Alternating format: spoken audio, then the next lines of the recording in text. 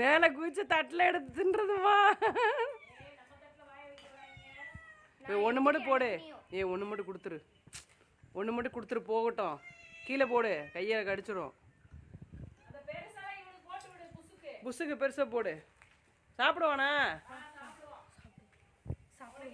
இல்லை அப்படியே எடுத்துருவோம். சூப்பராக இருக்கு. புஷு எந்தா தள்ளு தள்ளு. நான் புஷ் எடுக்கணும். ஃபோக்கஸ் பண்ணி தள்ளு. இன்னைக்கு நீ தான் ட்ரெண்ட்